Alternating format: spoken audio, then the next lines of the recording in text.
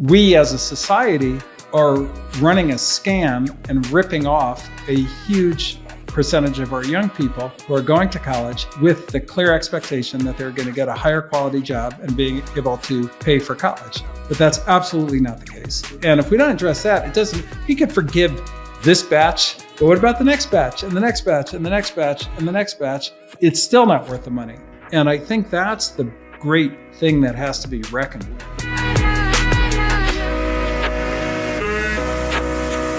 Hey folks, welcome back to the Mark and Ben Show. Today we are going to tackle one of the hot topics of the moment, which is the topic of the university system, universities and colleges.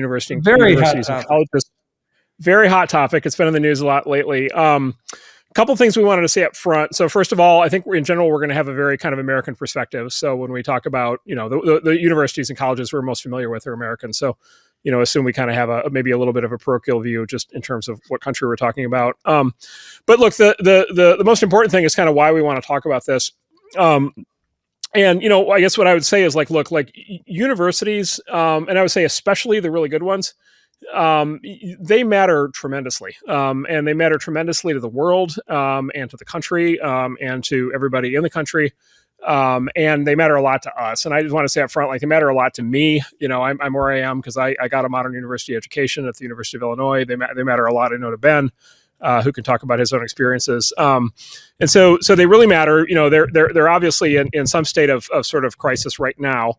I think our opportunity is to talk about them not so much in terms of the topics that are super hot in the news. So we're not necessarily going to weigh in on the same stuff that you've been reading about if you've been following the last couple months of drama. But we're going to do kind of what we do, which is we're going to talk about it structurally. So we're going to think about sort of universities as an industry, and as a business, and as a form of organization, and as something that has customers, and has constituents, and has a structure, and has an industrial logic, and incentives, right? So, thinking about this a little bit more structurally, more from a business standpoint.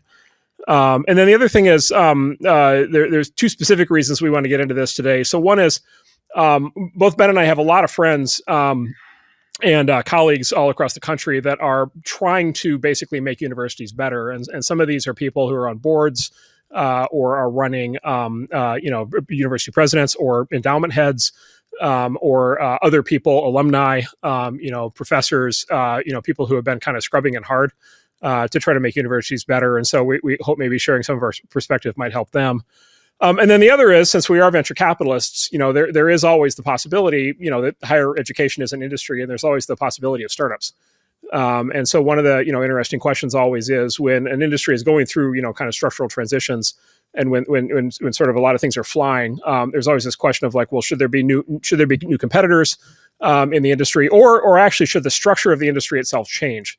And maybe, things that have been bundled in the past should be unbundled, and so forth. And so we'll get into that a little bit as well. And there may be entrepreneurs listening to this who may have ideas coming out of it. So Ben, let me let you also add introductory thoughts. I'll just add, I was a trustee at Columbia University. I'm a trustee emeritus now, I think they call me.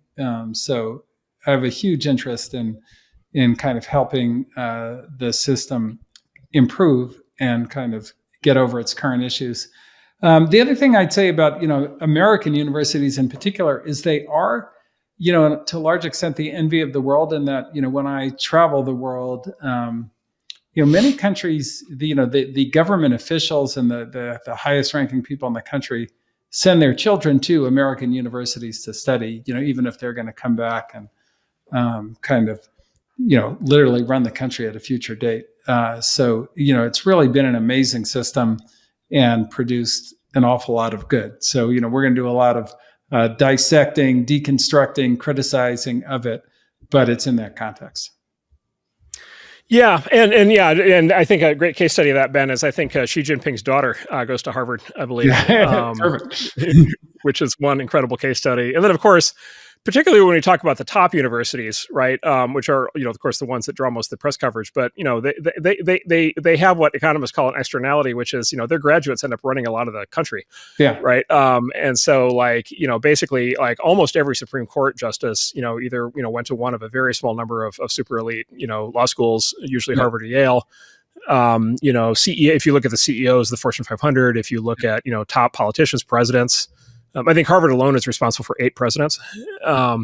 And then there's this. We'll talk about this later in the session, but there's this policy setting function that they play, where the expertise at the universities in the form of the professors and the research is used to set a lot of public policy. And so the decisions made at these places basically end up determining a lot of the future of the country. For sure, it is. I mean, they are elite universities that produce the elites. Yes, that's right, and the elites end up running a lot of things. Yeah. So anyway, so that's why another reason we want to talk about this is that the implications of sort of what's either going right or wrong at the top universities matters not just for the universities and for the people who go to those universities or teach at those universities, but also the citizenry as a whole, is sort of very exposed, for better or for worse, to the implications of what happens at these places. So certainly a topic that I think everybody should be, should at least, think about somewhat. So the structure for what we're going to do today is, I've made my list of the Dirty Dozen or 12-step program. I made a list of the dozen sort of key functions that I think are kind of most central to what modern universities are. And let me start by saying, basically, like, where did the modern university come from is actually quite an interesting story in and of itself. The very short form of it is that the original universities started in England 800, 900 years ago. The American universities actually started 400 years ago. American universities are actually in some cases older than the country. And so Harvard in particular, as sort of the leading case study on this is, and I think Harvard's the oldest current one. Harvard is, I think, 400 years old.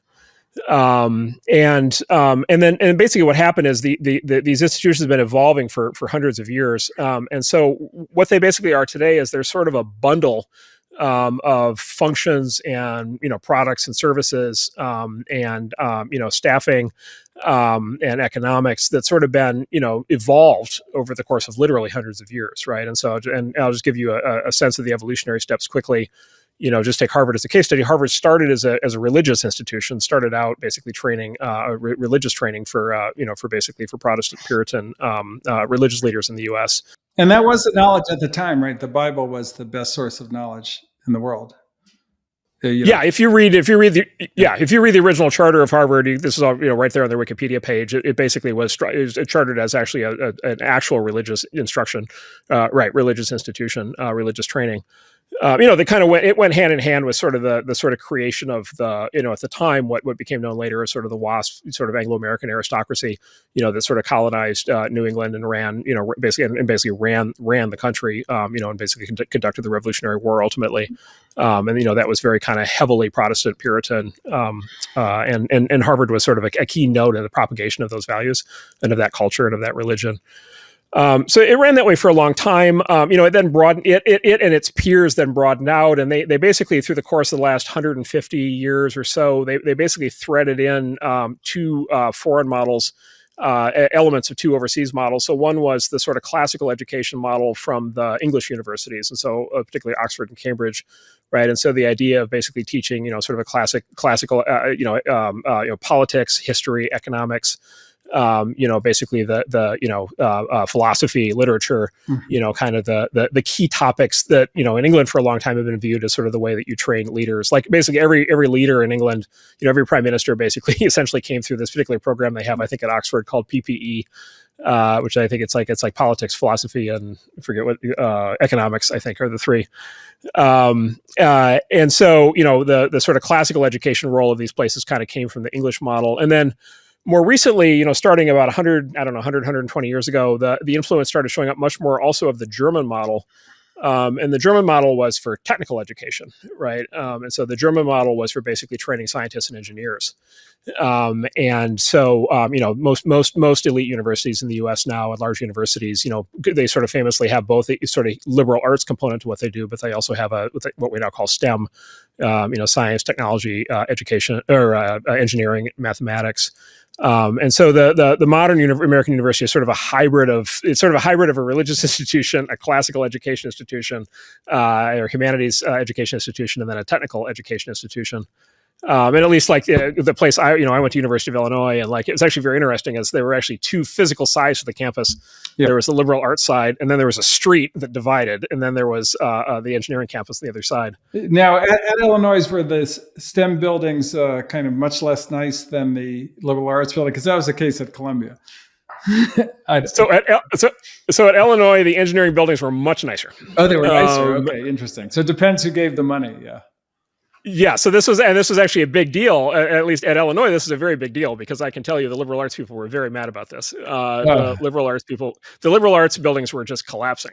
They were ancient and collapsing, and there had been this building frenzy at the engineering department over the preceding 10 years before I got there, and there were all these just incredible, shiny, spectacular buildings. And I remember people on the other side of the street were like super mad about this.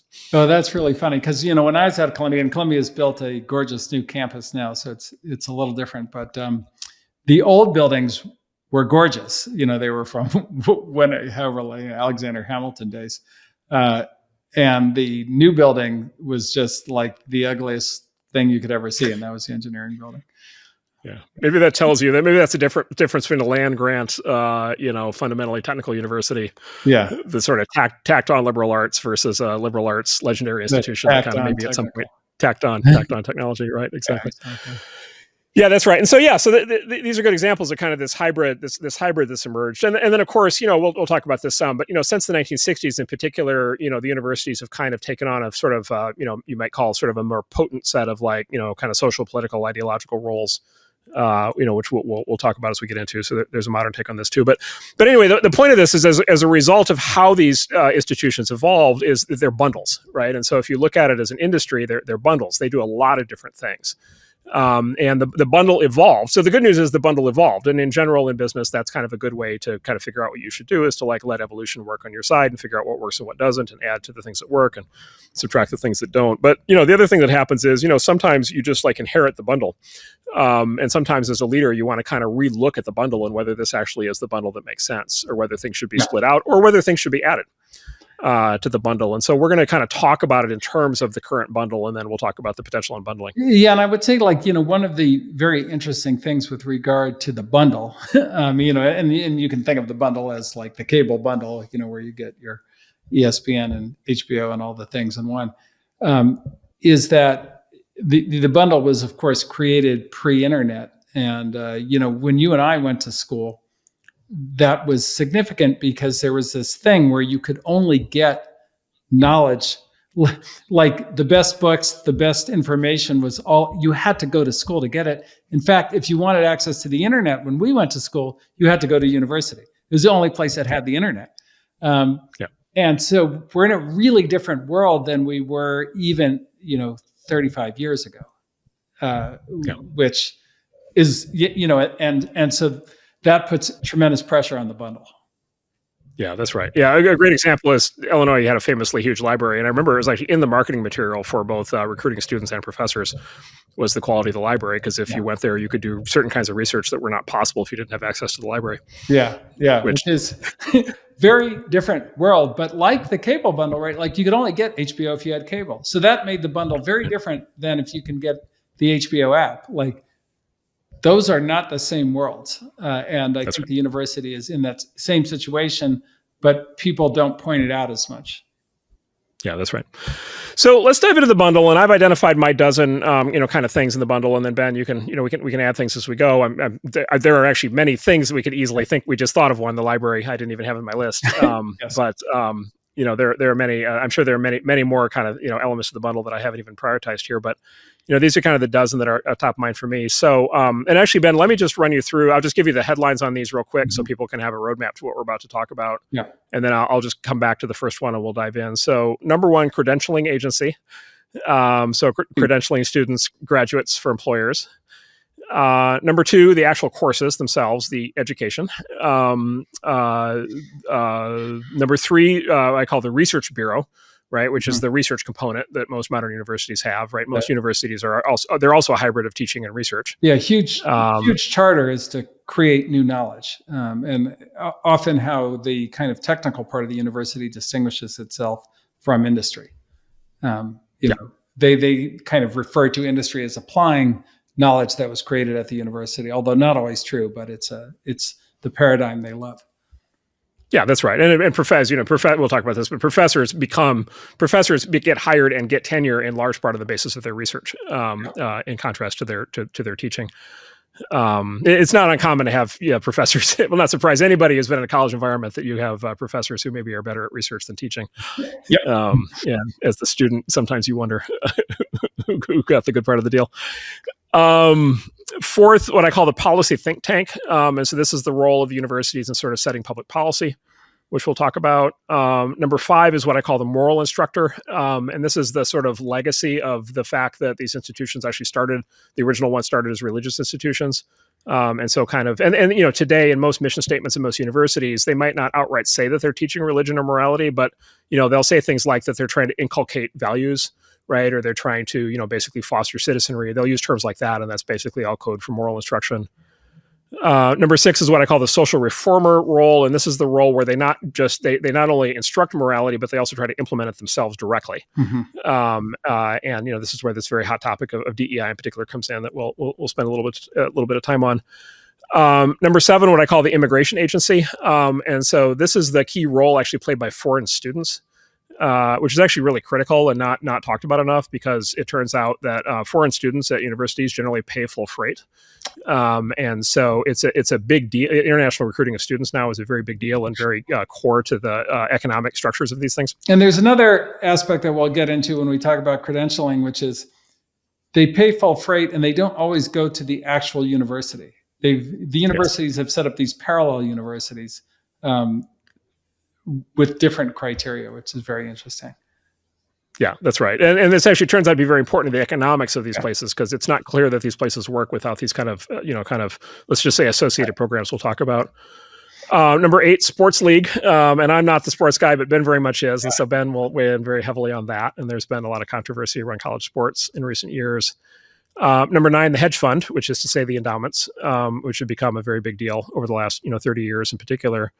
Number 10, what I refer to, and I went to college, so this was me, as I refer to as adult daycare, or young adult daycare. And so this is sort of, where you send your 18 to 24-year-old as sort of a substitution for just like going out and getting a job. Yeah, to get them out of the house, exactly. And then number 11 is what I call the dating site, right? Which is the role that the universities have played, actually both in being a place where people actually date and choose mates, but also they also get the credential for future choosing of mates. And we'll talk about that, because that turns out to actually matter quite a bit. And then we'll close on what I call the lobbying firm, which is basically the role the government plays in all this, and in particular the role that government funding plays in all this, and then what that means for the relationship of the government and the universities. And of course, that's a very hot topic. There's a current, very active congressional investigation going on into the universities right now over all this recent drama. And so there's always this kind of question in the back of everybody's heads in academia, I think, which is like, okay, we in academia really do run on federal funding, and what would ever happen if that ever got compromised or cut off. Yep. Yeah, no, and it's a freak out whenever it pops up. It popped up a little during the Trump administration. And I was a trustee at the time, and it was a fairly scary situation. Why don't you describe what happened? Because that gives people a sense of the stakes of what we're talking about. Yeah. So, Trump was talking about a variety of things. One was an endowment tax, and then there were kind of other things to kind of change the way the research grant process worked, and the amount of money that got allocated to various schools. And that just has huge effects on the economics. I mean, it's, universities rarely, you also have to understand, almost never do layoffs. So they only get bigger. And so a kind of, what you would kind of regard as like a kind of run-of-the-mill business downturn is like something that they're not really equipped to handle at a university. I would just put it that way. Yeah. Okay. We'll come back to that. So let's start with the credentialing agency. And so this is a very interesting topic. And actually, a lot of what I know on this I learned from there's an economist named Brian Kaplan who's written a book called the book is he's a tenured university professor at George Mason University. He spent his life in academia, so he's not exactly a bomb thrower. But he gave his book a very provocative title called "The Case Against Education." But it's a very kind of comprehensive walk through the economics of education and how the system works. I was very struck by. I'll just sort of relay the argument that he basically makes in the book, or at least how I interpreted it, which really stuck with me. Which is, the sort of default view of sort of the value of a college degree is the learning, right? So you go to 4 years or whatever, and you get the learning that you get, and that gives you the learning sort of translates to employable skills, and then you get a job, and employers, recruit kind of on that basis, evaluate on that basis. It actually turns out it's actually very hard to validate empirically the value of the learning. And the reason for that, the evidence for that is there's something called the sheepskin effect that economists talk about. And the way the sheepskin here refers to the diploma. The actual you graduated, you actually got the diploma. And the observation is that if you go to college X and program Y, and you go for 4 years, you go for 8 semesters, say 2 semesters per year. And you graduate, you make, whatever, say you make, $100,000 a year or whatever coming out the other side as an average salary. It turns out if you compare those graduates to students who go for 7 of the 8 semesters, it turns out like on average, it's something like they'll get something like half the salary. Yeah. And so for those graduates, they kind of zero in at like if the full graduate amount is 100,000, they'll come in at like 50,000 or something like that. And it varies by field, but it kind of roughly correlates to that. And so what the argument I think Brian Kaplan has made is if you look at that, if you stare at that, there are 2 possible explanations for it. Right? Because what you'd expect is if this is just all about the education, the graduate or the person who didn't graduate but took 7 of the 8 semesters should get 7/8 of the income. Yeah. Right. Instead, they get half the income. And so there's 2 possible explanations: either a full half of the actual valuable information is delivered in that last semester. Yeah. Right. the senioritis semester. Yes, and anybody who's been through college knows that's not true, because that's the semester everybody slacks off. And so if anything, the opposite is true. Or the sheepskin effect, which is the actual value is more in the diploma. Yeah. It's more in the fact that you actually graduated, right? And so the way that I think the economists' view on this basically is the main credential of a university degree is basically in 2 parts. It's in the fact that you were admitted. And then it's in the fact that you graduated. Right. By the way, on the admissions thing, you can see that same thing in Silicon Valley, where there's this credential in Silicon Valley that's become very popular, which is I was admitted to MIT, but I didn't go. Yeah. Right. Or I was admitted and I went for a year and dropped out. And it turns out like there's no penalty, like for VCs like us, like actually the fact that you got admitted to MIT is itself a credential, even if you never went, right? Even if you never actually completed the thing. So it links back to the sheepskin effect. Anyway, so basically, like the sort of objective clinical view of the value of the credential basically is that the education plays some part, but there's these 2 other really critical things. There's the admission, the fact you got admitted, and then there's the fact that you graduated. In psychological testing terms, sort of they call psychometrics, what that basically means is that the admissions process is basically an IQ test. Come back to that in a second. And then the graduation, actually getting to the diploma, is a conscientiousness test. Yeah. Right. And so, and the reason we can be confident in saying that admissions is an IQ test is that traditionally admissions was based on standardized testing, which is like tests like SAT, ACT, GRE. And those tests from just a clinical standpoint, like in sort of clinical psychology, psychometrics, those tests are all proxies for an IQ test. Those are all sort of roughly equivalent to just a straight IQ test. Or highly correlated results. Yeah. Highly correlated to an IQ test. 0.8 or more, kind of correlation to an IQ test. And so basically, historically, the fact that somebody got, whatever, 1,400 or 1,500 on the SAT, and that correlated to an IQ of 130 or something, and then therefore they were qualified to go to, a certain tier of university, like that was that as long as that standardized testing component's in there and those tests are real, like that's a real signal of basic intelligence. And then the fact that they completed the 4-year degree is a real signal of conscientiousness. And I think there's a really kind of fundamental thing that's breaking right now that's not getting enough attention that employers are starting to really think about. But I think a lot of people who run universities are not thinking about enough yet, which is... We're thinking about it. We're thinking about it. Yes, both. Yes, we're thinking about this both for ourselves and then also for all of our companies who hire, which is, I think, a lot. So a lot of universities, number one, they are voluntarily ending the use of standardized testing for admissions. And there's a whole political, social kind of overlay as to why that's happening. But at a lot of even the top institutions now, they very deliberately are not doing admissions based on any sort of standardized testing, which means they're not applying the IQ test. Which means, and by the way, maybe that's the right thing for them to do. But what it means is they're giving up on that as part of the credential. Like that the IQ component of the credential is being voluntarily surrendered. And then the other thing that's happening, and this is very clear in the data, is just grade inflation. And so, the trend over the last 50 years has been increasingly that just everybody gets A's in everything. And of course, if you just get A's in everything, of course, it's a lot easier to graduate, right? You're much less likely to drop out or get forced out. And so I think what's happening is colleges and universities in the US right now are voluntarily surrendering both the admissions IQ component of the credential and the graduation grading component of the credential. And I think the implication of that in terms of what that credential means in terms of future employment is, I think, very underestimated. Yeah. So Ben, over to you. Yeah. And what do you think drives the grade inflation the most? I've been thinking about that quite a bit.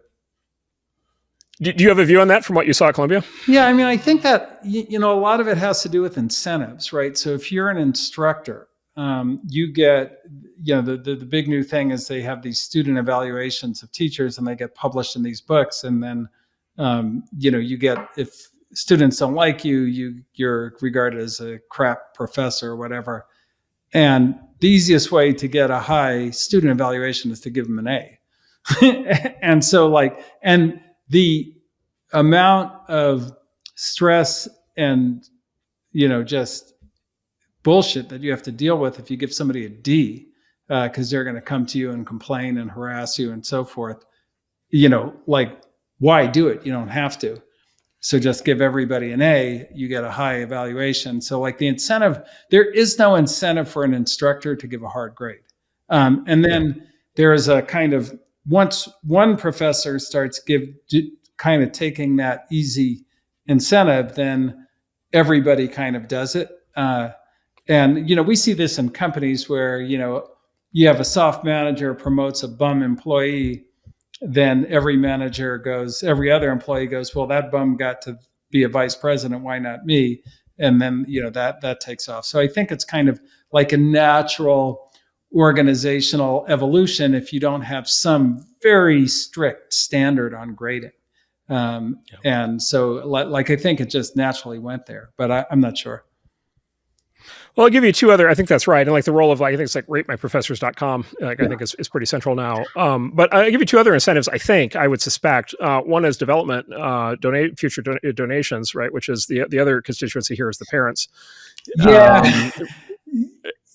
And then by the way, these students later on becoming donors, right? And I think that the most professors are not that directly connected to the fundraising process, though, I think. Right. But yeah, that could be certainly. Yeah. But there you go to here would be a reason for the administrations to not be holding the line on for sure. Right on that. Yeah, angry parents. The last thing you want to deal with is an angry parent who donated a fuck ton of money. That's right. That's no fun at all. So in that way, definitely the same thing. Yeah.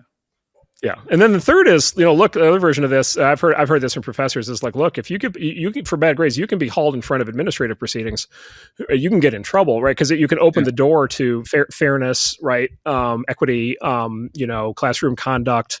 Yeah. Complaints the students and their parents can complain and they can start administrative proceedings. Give you a false, harassment complaint or something because you have a D, right? Yeah. Hostile classroom, there's sort of the HR policies basically provide an avenue, and by the way, there's an avenue for legitimate complaints, but also if you're a professor, you must be thinking about, boy, what's the last thing I need in my life is to open the door to somebody, saying something like that. And so, I think that's, to me, I think that's my analysis is just, and then this is the thing, the grade inflation thing, the grade inflation thing it's been a 50-year trend. The charts there are actually pretty linear. Yeah. And so this has been going for a long time. People have known about this. And it's not a problem as long as the credential is still intact. Right. But I think it's at the point now where I think it's damaging the credential. Right. It's slip all at once. Yeah. And I think that, so there's another thing which I got in a huge kind of argument about when I was a trustee. And to Columbia's credit, they they did the right thing in that case. But all of the schools, so there's kind of whatever, Harvard College, Columbia College, like these things are almost impossible to get into. They accept on the order of 1,000 students a year. Every high school graduate in the world wants one of these slots. They're very hard to get, and that's the credential. But there's also these things, the extension schools, which are not taught by professors. They're taught by like whatever, somebody from Goldman Sachs who's wanting to do a little side education work or this and that. And they can let in tons of people. They're far larger than the actual university kind of college program. And they all have them. Harvard has it, Columbia, et cetera, et cetera. And they are mainly foreign students. So it's mainly like Chinese students. And then they purposely, and this is where I got into the argument, they purposely labeled the degree so it's very hard to tell that it's not the credentialed one. So it's Columbia University Masters in Statistics was the big kind of debate that we kind of got into at the extension school, because the people in the engineering school were like, what the hell? Like, that's the same degree that we're giving out in title. Like, how is an employer going to distinguish? And the truth is, the Chinese employer cannot distinguish. Like, that's like really hard for them. And so, you do that enough, and it ultimately waters down the degree. Now, in the United States, like, we can distinguish. We get a student coming from Harvard, we like talk to other Harvard students, make sure they knew them. It's possible to sort, but it's not possible to sort for everybody. And they're purposely obfuscating it because it's a huge moneymaker. These schools, everybody pays full freight. There is no scholarship. There is no financial aid. There's none of that. And so, and then it's very scalable because they can let in as many students as they want because they're not taught by professors and there's none of this credential idea. But it ricochets back into weakening the credential. Yeah. And a lot of this, you alluded to it, but I'll just focus on it for a second. A lot of these are then international students. Yeah. And the core of a lot of this, as you said, if you're a Chinese employer, you might not understand the gradations here. Yeah. Now, having said that, Chinese employers can use the internet just like everybody else, or at least in this, I'm sure for this, for this purpose, they can.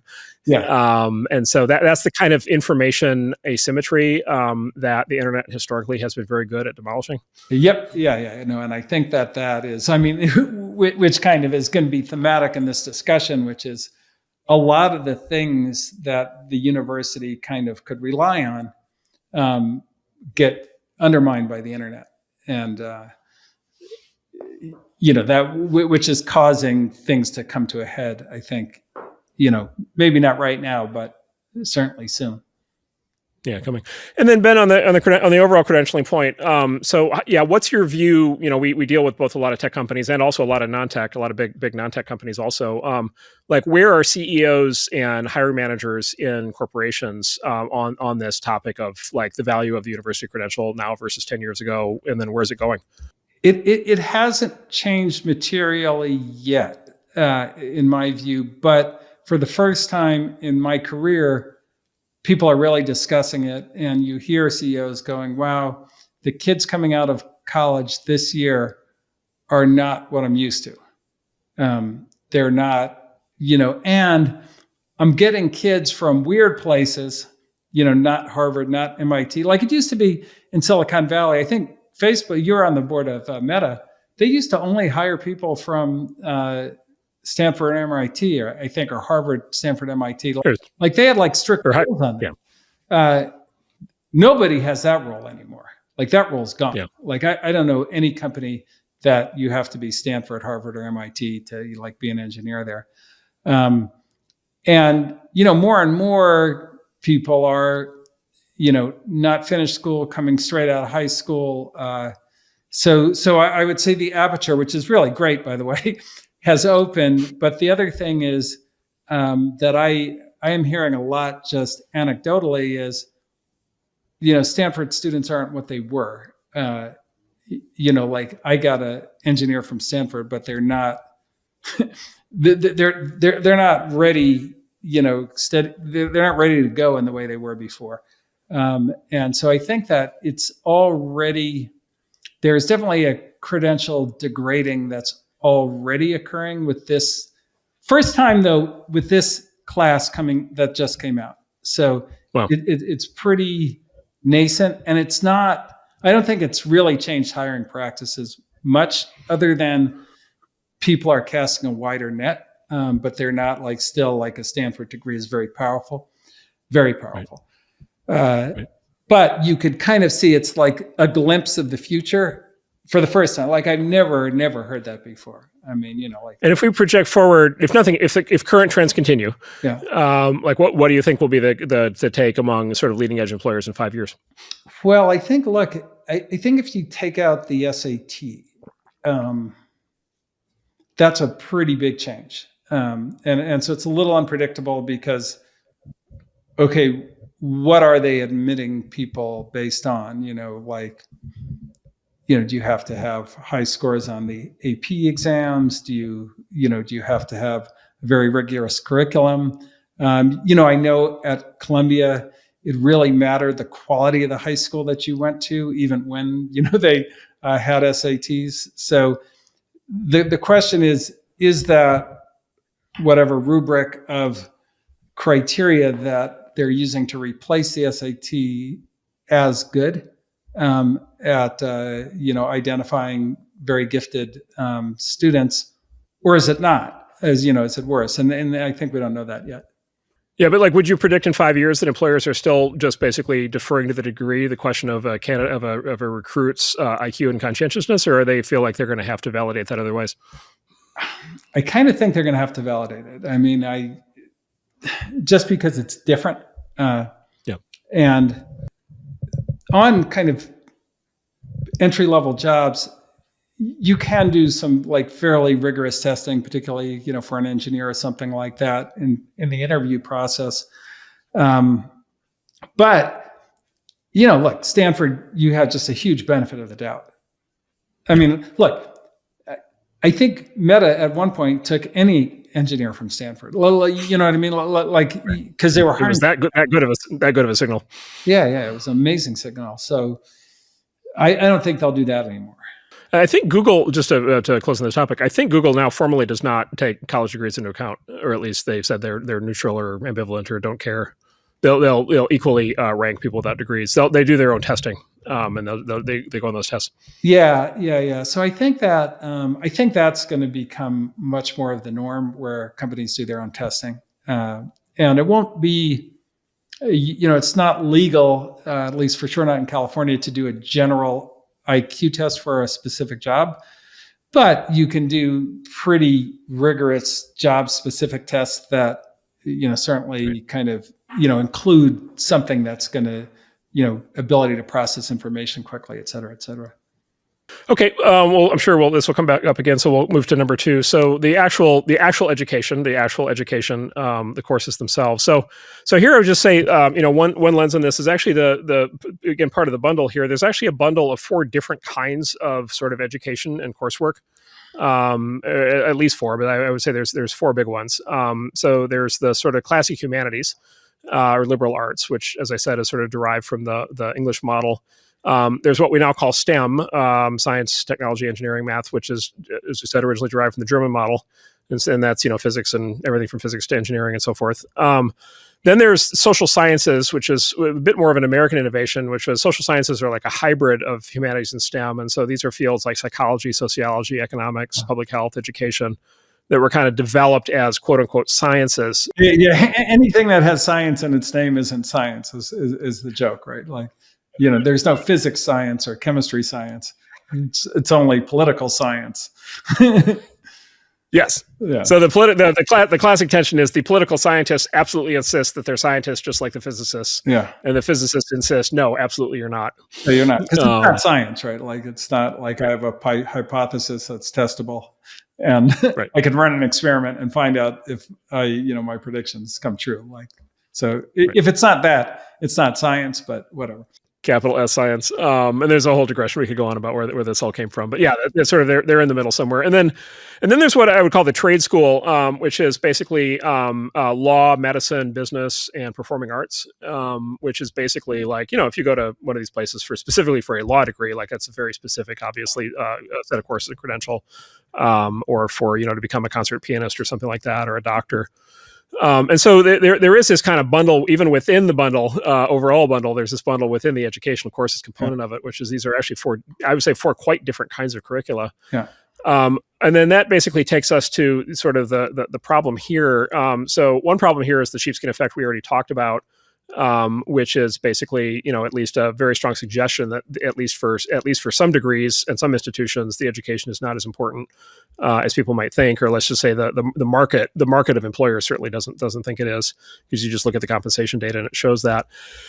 But then there's this other monster problem. And again, this problem has been discussed at length for decades, but it feels like it's also coming to a head here, getting much more politically potent, which is the student loan crisis, which is you just have a very large number of graduates of American colleges and universities where they're carrying these large amounts of student debt. And in the really bad case, it's actually debt that, because of the high interest rates, it's actually debt that compounds. Yep. And kind of grows indefinitely over the life of the student. And you can't get rid of it with bankruptcy. Yeah. Well, this is very interesting. So on the one hand, there's been this big controversy. There's been a lot of heat around this question politically, which is, for a long time, student loan debt, federal student loan debt specifically, cannot be discharged through bankruptcy, and it's the one form of debt that can't. On the other hand, though, you now have direct bailouts. So in the last 3 years, right, the current U.S. administration has been doing a series of bailouts. Where they've been doing arbitrary top-down erasure of the debt, which, and of course they call it, they use this very clever word, forgiveness, which makes it sound wonderful. Of course, what it just means is it means other taxpayers, right? Other people are going to foot the bill for it. And that's always sensitive in the American system, at least, because, of course, the American polity is composed in part of people who went to college and in part who didn't. And so people who didn't go to college might not be so keen about having their tax money getting used to forgive, student debt for non-productive degrees. And then honestly, there's also a moral hazard issue that comes up, which is among people who took on college debt, there's the people who paid it off versus the people who didn't. The people who paid it off don't get forgiven. And so then there's this weird incentives thing where it's like, well, okay, if this is the new way that it goes, then I'm a sucker if I pay off my own student loan debt, because in the future there will be another bailout. Yeah. And so anyway, so this has become like a pretty potent political issue. But I think underneath this is this question of like, okay, like, are all of these degrees and all of these institutions actually generating graduates who can actually command market wages that actually make this entire thing basically an economically and politically viable proposition? Yeah, I think that's the question that is the thing we should be debating, because the whole forgiveness thing is insane in the sense that you're not actually addressing the real issue. It's the ultimate bandit. Yes, you're buying votes. Yes, you're giving some people relief. But the fundamental issue is it's now become clear that for a large swath of the population, college is not worth the money. You would not have a college student loan crisis if whatever you paid for college paid you back in the form of a job that was worth far more than the degree. But what's happened is, for a huge percentage of the degrees, the degree is worth less than the job. So it's, basically, we as a society are running a scam and ripping off a huge percentage of our young people who are going to college with the clear expectation that they're going to get a higher quality job and being able to pay for college. But that's absolutely not the case. That's the real issue. And if we don't address that, it doesn't, you could forgive this batch, but what about the next batch and the next batch and the next batch and the next batch? It's still not worth the money. And I think that's the great thing that has to be reckoned with. And that's a big, big issue, because tuition, the quality degree's got to be pretty hard to pay back, $300,000. That's a lot of money for, even in the kind of in today's inflationary world, to go make back up, working for a living, which I think kind of gets into the student customer, right? There's many customers, which we'll get into, but like, as a student, what do I want? Well, there are maybe 1% of the students want to become scholars, and then 99% of the students want jobs. And for that set, the value proposition is getting extremely shaky, I think, across the university system, which is why we have the student loan crisis. And there's been an amazing inflation of tuition, which has grown at, I think, tuition rates have grown at 2 or 3 times the general inflation rate, which is insane in the face of technology that ought to be able to reduce the cost of education dramatically, as we've kind of talked about. Like, it's all on the internet and it's all in ChatGPT. Like, there is no knowledge that you can't just like get from your smartphone very cheaply and easily. And so why am I paying $300,000? And, it is for like the credential. But the credential itself, depending what you get your degree in, may not be worth $300,000 at all, and it's clearly not worth $300,000 at all. And that's a big problem. Then add a couple of things to that. So one is, this inflation thing. Maybe we could post a chart to go with this that shows this. But the cost of the degree rising faster than inflation is a continuing process. Yeah. And compounding, here really gets you right. And so if you compound forward, like $300,000, $350,000, like the cost of a 4-year private college degree right now in the U.S. But if current trends continue, and there's no reason right now to expect that they won't, that's on its way to $1 million. Yeah. And relatively quickly because of the compounding. Even if you work for us, that's hard to pay off. Right. Exactly. And so like it's right now it's a one-way treadmill, and we'll talk later on at the end about the overall fiscal structure of these places. But like the financial structures of these places, generally assume that this kind of sort of super inflation of cost is going to continue, and they're building cost structures that kind of assume that. Yeah, and that's starting to show up, right? That's starting to show up in the application rates of the kind of percentage of kids applying to school already, I think.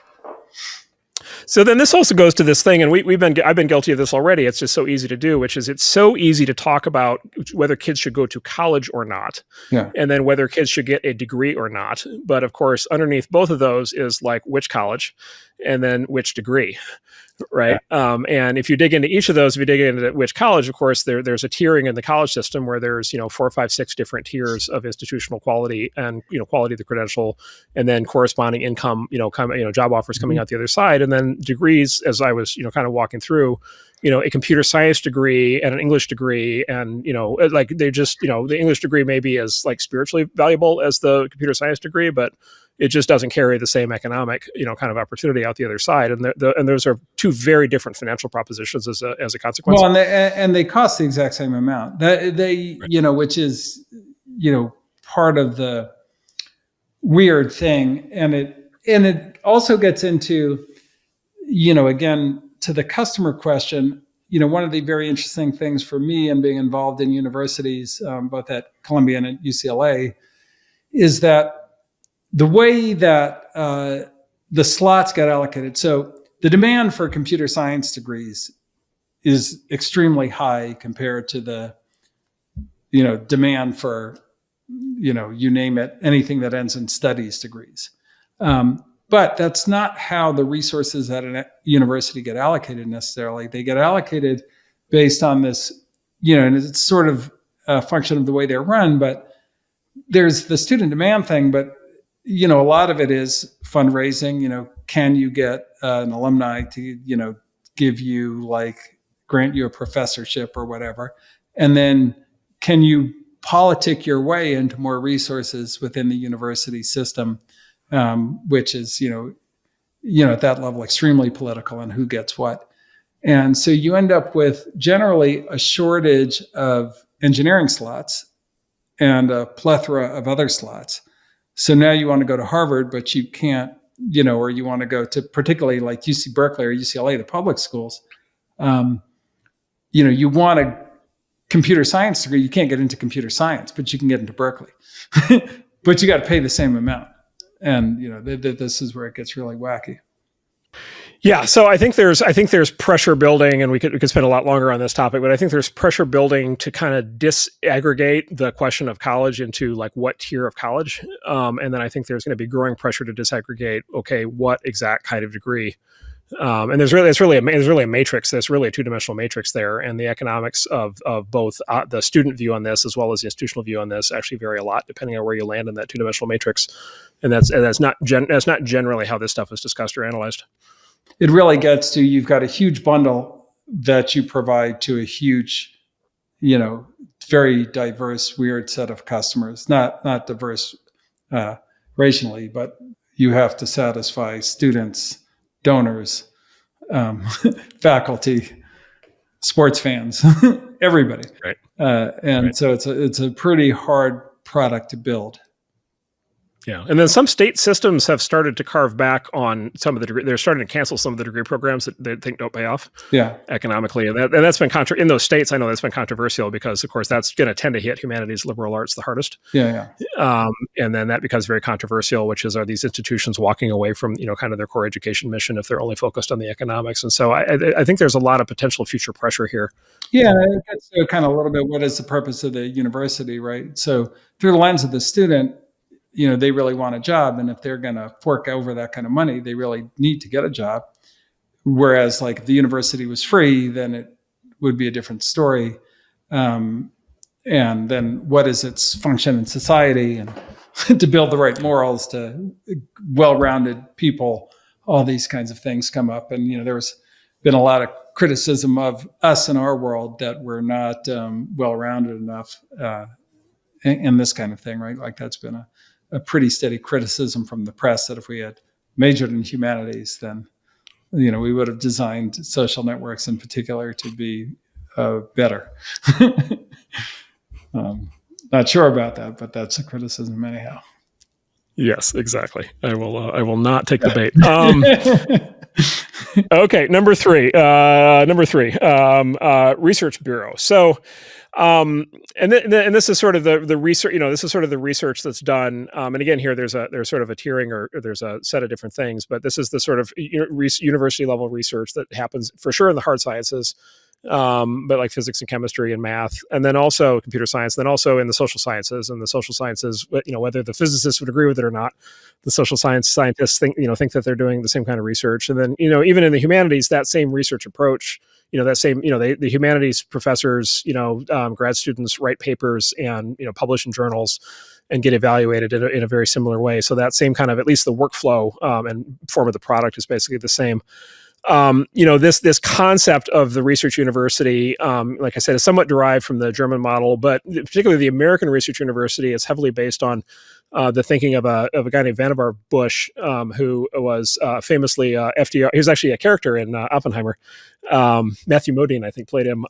He was FDR's science advisor, and he was sort of the FDR's main guy at the level of the federal government, overseeing the Manhattan Project and science policy in the U.S. And then he and his kind of colleagues basically designed the modern research university as we understand it today, coming out in 1945, and created the sort of modern federal funding complex of things like the National Science Foundation, National Institute of Health, DARPA, and so forth for funding research. Yeah, and those are very important. We need to get into that because that's corrupted some things itself. Exactly. So the sort of way I think of looking at, sort of how is this going, because this is so central to the model, is right now globally there are 3 million published academic papers a year. How many are read? So this is the thing. So 3 million, and specifically published in journals, right? And so these aren't like PDFs on the internet. These are like published in journals, right? So they go through an editorial process, a peer review process, like they go through that full process. American universities famously have this process for new professors they call publish or perish, which is you're evaluated for to get promoted. You start out as assistant professor, you go associate professor, full professor, tenure, and then at some point maybe an endowed chair. And the way that you kind of climb the ladder as a professor is through your research, and the way that you demonstrate your research is by publishing papers. And so if you talk to professors, actually they complain about this a lot, which is there's just a lot of pressure to publish papers. Whether there's anything actually meaningful in them or not is sort of secondary. And again, this is their complaint. And then there's this question of like, okay, like where are the results, right? Like how do we score? This is like if you chart like the number of papers per year over the last 50 years, it's one of these lines that's like straight up and to the right. Are the results up and to the right? And there have been lots of studies over the years. Robert Gordon is an American economist that famously wrote this big book about this that basically says, that the actual amount of scientific progress coming out of that, if you try to measure that, is basically like flat and maybe down. Yeah. Yep. And so it seems like there's some divergence that's taking place there. There's a couple ways to think about that. One is there's what's called the replication crisis. And this kicked off in, I think, 2005 when a Stanford professor named John Ioannidis wrote a now famous paper with the title "Half of All Published Research Results Are Wrong," where he did a statistical analysis and basically asserted that claim. There have now been extensive replication studies in many fields. And it varies by field, but somewhere between like a third to on the low end, like a quarter to a third, and on the high end, like up to 2/3 or 3/4 of all published research doesn't replicate. Which is to say, if you run the same experiment again, you don't get you don't validate the results. And so there seems to be like an actual quality control issue, which we could talk about. Then there's the impact question, Ben, that you brought up, which is how often are these papers cited? And then you can do citation counts, and it turns out most papers are never cited. And then you can also do readership counts, like library lookups, journal lookups, and it turns out that it's like I don't know, half the papers are never even read. And then you've got this additional problem, and this is where things get controversial. But look, you have a lot of published journal articles these days that are, for example, in this category they call autoethnography, which is basically people talking about their own opinions on things and sort of observing themselves as like subjects. And this is a lot of the research that happens in the sort of humanities and liberal arts these days. And those papers, you could have an opinion of them, which is just like, wow, this just seems like, sort of, navel gazing. Not that, there's nothing really, it's like, I have an opinion, you have an opinion. Let's both write our opinions, right, and publish them and call them papers. But this also, the reason I bring this up is not just to pick on them. It also just turns out they have like basically they generally have zero future citations. Yeah. And so they're not cited by anybody else. There may be something brilliant in them, but they're not leading anything. There's something in the flywheel. Adding to the knowledge of the world, right? If they were being read and cited, that would be a good sign, but they're not in a lot of cases being read and cited. Yeah. And so if you add all this up, I mean, you can, and look, you and I both know, people who have come out of the university system who would express this quite strongly, which is like, it does appear that there is some sort of crisis going on, which is, basically there's something broken in the research engine, not in the process, but in the outcome. And in particular, the replication crisis at the heart of it, like, if the science doesn't replicate, it's not science. Like it's not real. Like something else happened along the way, and then that opens the door to like, well, was this no? There have been cases of overt fraud. There have been criminal cases that have flowed from this, where it turned out that people were deliberately lying. In a lot of cases, it appears they're not lying. Maybe they just like don't realize that they're publishing fluke results. Yeah. Anyway, like let's just say this: there's been coming up in 20 years now of debate in the scientific community as to what's going on here. And so, yeah, let's pause on this topic because it's so central to the mission of the modern university. On the negative side, the other problem is, government funding turns out to be highly corrupting, because what happens is the way the funding works is there's a panel of government bureaucrats that takes proposals for research and then approves them. And like, as venture capitalists, that's not going to lead to anything good, because they're basically only funding ideas that they understand, which are very, very incremental, shallow, uninteresting things to research, as opposed to real breakthroughs. And I know this very well because I'm on the board of PICE, which is Sean Parker's Cancer Institute. And we've adopted the model of the Howard Hughes Medical Institute, which also funds research. And we pick researchers. So, it's like picking an entrepreneur. Pick the smartest researcher and let them and fund them to do their work, as opposed to, because science is not, I'm going to do this and I do this. It's, I'm going to go explore this problem and I may discover something. And that's how everything's been discovered. You never kind of do what you set out to do. And so the whole government funding process is incredibly corrupting and bad. And massive, and drives so much of the research that's done in universities, because it's like a gusher of cash so it cannot be resisted, but it's set up in a very horrible way.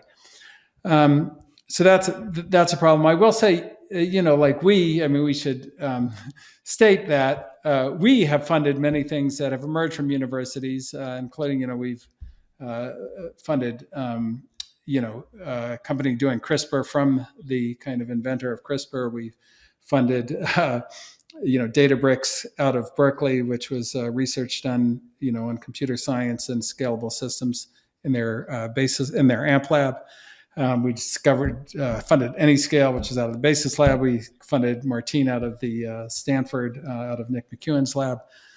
And so, obviously our money is where our mouth is, and there's some very good things coming out of universities still, really important breakthrough research technologies, things that save lives. So it's not a zero.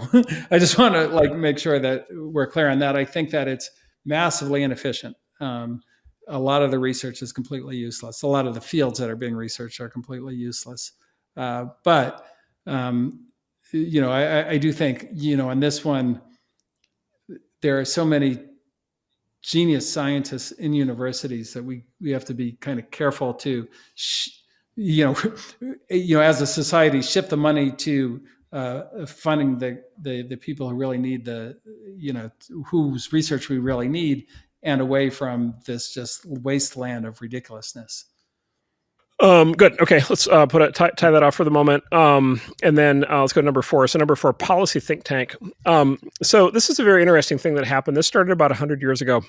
It's a Woodrow Wilson idea, right? Yeah, it's a Wilson era thing. Almost exactly 100 years ago is when this started. And in particular, there's a book called Public Opinion written by a guy named Walter Lippmann that sort of defined this at the time, what I'm about to describe. And so I'll introduce the topic by saying the following, which is, today it's just totally normal to read in the newspaper that there's some social issue, poverty or something, health or something, right? And then they will quote in the newspaper experts in that field, and those experts, by definition, are they're university professors, right? Yeah. By default, those are always university professors. Mm-hmm. And so the professors are kind of the oracle of wisdom in that area. And then the media, so basically the media picks up the expertise from the expert professors out of the universities, and then the politicians basically receive that through the media, and then the media, and then the politicians, basically that's the content for the proposals that the politicians take forward. That's where the proposals come from. And then when you're trying to pass the law, you're like, well, this is based on research. This isn't just my opinion. This is based on research that took place in the whatever, political, such and such health policy department at Harvard or whatever it is, right? And so it's validated. Now, if you go back historically, prior to about 1920, this was not how things worked. In 1850, if somebody's trying to pass a law or something, they're not quoting if you quote a professor, it'd be like quoting a, it would have been very incongruous, kind of thing. It's just not something people would have done. Why would you? It's crazy. Yeah, some random person, right? Yeah. But basically, so what Walter Lippmann did in this book is he basically the claim at the time basically was. And I think, I think this made some sense, at least at the time, was basically, in the old world, societies were simpler, everything was smaller, countries were smaller, earlier, you didn't have modern technology. Smaller, yeah. Governments were smaller, and you didn't have all these systems. You didn't have you didn't have fully modern developed economies. You didn't have healthcare systems. You didn't have education. You didn't have all these systems that got built. These systems kind of got built between 1880 to 1920. In a lot of cases, you didn't, everything, mass media and mass manufacturing and all these, big systems. And so basically what he said was look, the modern policy issues are now more complicated than normal people can understand. And so there's just no normal person, in particular, there's no normal voter in their day-to-day life who's going to be able to have a coherent opinion on healthcare policy. And so he's basically, we need essentially a priestly class of secular experts who actually have full-time skills, knowledge, bandwidth to be able to do all the work to understand these issues and then make the recommendations to the politicians. And then the politicians, basically their job is to sell that to the public. And he said basically that will be a superior method of governance than letting actually voters decide anything. You could make a steelman argument to say that that worked really well at that time because, if you had super smart people in these various, positions, Did it? maybe it's better. Well, so there's an interesting question, right? There's a lot of dispute over even what happened in the 1830s with the deal Right, around but this. that idea was immediately followed by the Great Depression, I'll just point out. The Great Depression, exactly, World War II, right? So yeah, exactly, right. And so there's like a historical debate about whether that worked then, but then there's a pressing debate as to whether that's working today. And I would just say that, there's just a very obvious kind of flaw in that logic today, which is it's an empirical observation that the faculty at American universities is now radically polarized in one political direction. Radically, and we could also post a graph on this maybe, which is the numbers are like really radical. There's fields in which it's 30 to 1, liberals to conservatives, or 50 to 1, or 100 to 1. Right. And basically, it's just got empirically in the data, the idea of having conservative faculty at these places is basically no longer the case. Right. They can't get hired, they can't get promoted, they can't get tenure. And so increasingly the policy recommendations coming out of the policy think tank components of these universities are very sharply partisan and extreme. Mm-hmm. And look, if you're on that side, you're obviously in favor of that, but it's hard to believe that therefore the universities will continue to be accepted by the political process writ large as the advisors in the way that they have in the past. Yeah, no, and and also, well, this kind of brings up interestingly, I hate to get into today's politics, but the Roland Fryer case, right, where here we have probably one of the most important issues of our generation, which is this whole question of police brutality and how does race play into that and so forth. And literally one professor in the country did definitive research, and not just a professor, but I think one that most people in the field regard as a true genius of the field, and not only that, an exceptionally hard worker who ran a great lab and all that kind of thing. And it also happened to be black, and was black, so kind of credible on that front. And he came to some very interesting definitive conclusions, or conclusions that I think were important because they got to what is the root cause, right? What is the root cause of the problem? And he got basically steamrolled by the politics at Harvard, and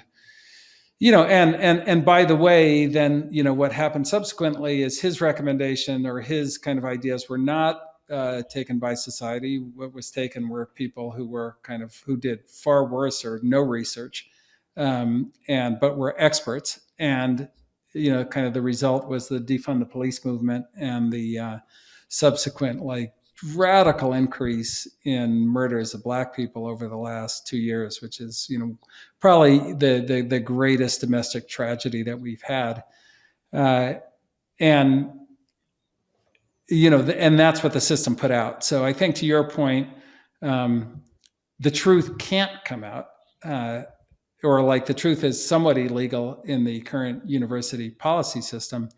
Depending on what it is. Not all truths are illegal, but some truths are way illegal. And the consequences are dire. It's something that,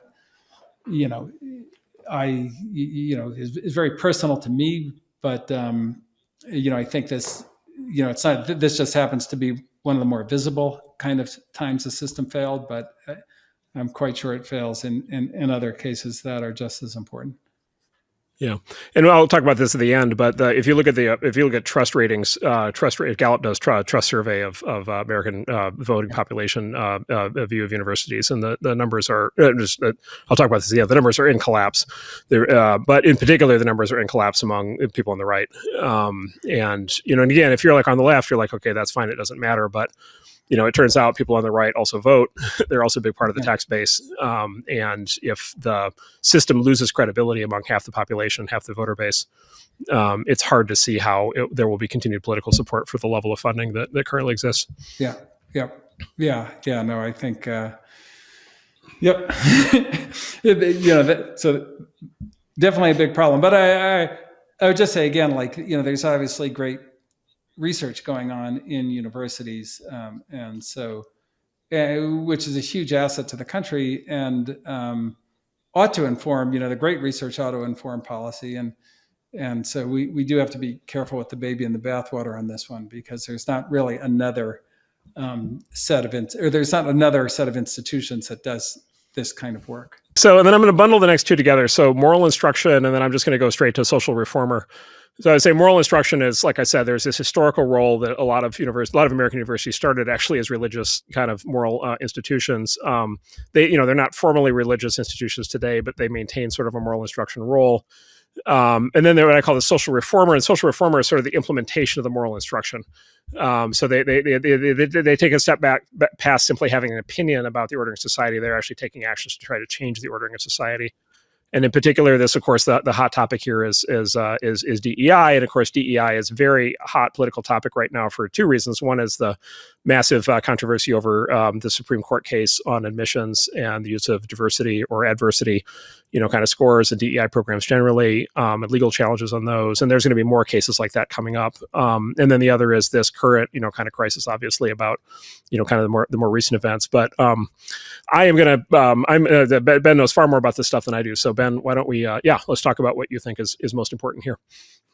Well, so just kind of starting with morality, one thing about humans is, morality is complicated, very complicated, and it's complicated at, different scales of society. It changes and these kinds of things. And so, I think Lindy Strong moral values are actually fairly important, which is why, the Bible gets a lot of criticism, these days, mainly for, things that they said in those days, particularly about, various topics that we've changed our minds on since. But, in totality for, something that's that old, and, it's, the same for the Quran, it did get a lot right, and that stood the test of thousands of years. And so now we're kind of inventing morality as we go. And, I would just say what happens when it becomes a moral issue is you can't debate it, right? This was a problem with the Bible too, right? You can't debate what's in the Bible. It's what God said. What are you talking about? Shut the F up. And I think that these new moral issues are also hard to debate, for many reasons. And on DEI, let me just kind of talk through where that gets problematic. So it's very hard for people to question any of the DEI orthodoxy, because you get, not of being an apostate or blasphemous, but of being racist or sexist. And that's probably, in modern society, I'd say worse than being an apostate or blasphemous. And so people don't really think about how the systems around that work. And just to give you an example, so you kind of have to think about DEI, if you're an employer and you're trying to hire the best, most talented workforce possible, what are your assumptions about your DEI program that you go into it? And, this is something, as you know, that's, I've studied extremely hard in my life and my career. And, what we implemented at the firm, nothing on this kind of thing is anywhere near perfect, but look, we're the most, most diverse venture capital firm in the world. And we know this from Maxine Waters, who requested all the diversity numbers and basically played that back to us, and we're a large scale, 550 people. So it's diverse. We, as you know, do not have a head of DEI and so forth. And it's because we start from a different assumption than these DEI programs start from. And ironically, the assumption that we start from is the non-racist, non-sexist assumption, which is we believe the talent is out there.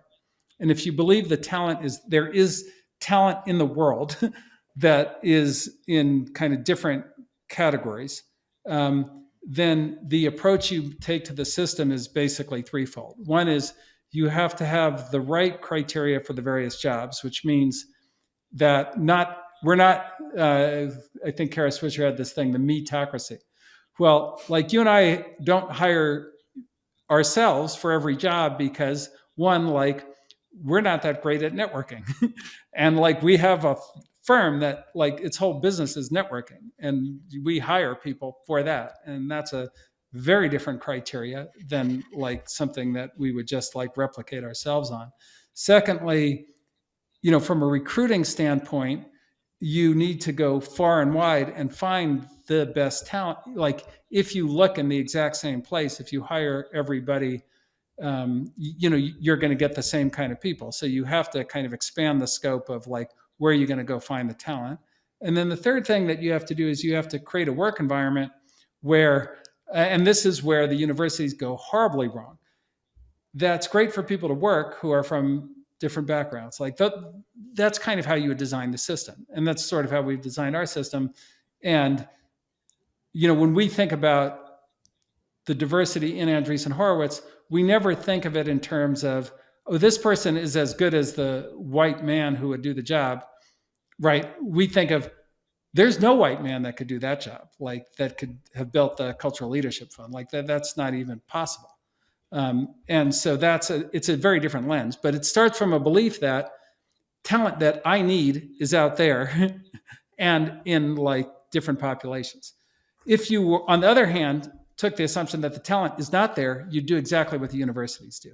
And I know this from the way they hire their faculty is, what would you do? You'd make race and gender explicit criteria. So two things that objectively have nothing to do with the actual job that you're hiring for, but are substitutes for the fact that you don't believe the talent is there. And that's what they do. And then what is the side effect of that? And the side effect of that, and this is what's happened in all the universities, is if I am the whatever diverse candidate I am, the women professor, the black professor, the Hispanic professor, as soon as I get there, everybody knows what our process was, what our hiring criteria was, and I'm a second-class citizen. And that's the worst fucking shit. And so then the retention is bad. And like I saw this at Columbia, like the retention is terrible for all your diverse hires. It's way worse than your retention for your regular hires. And then how do you fix that?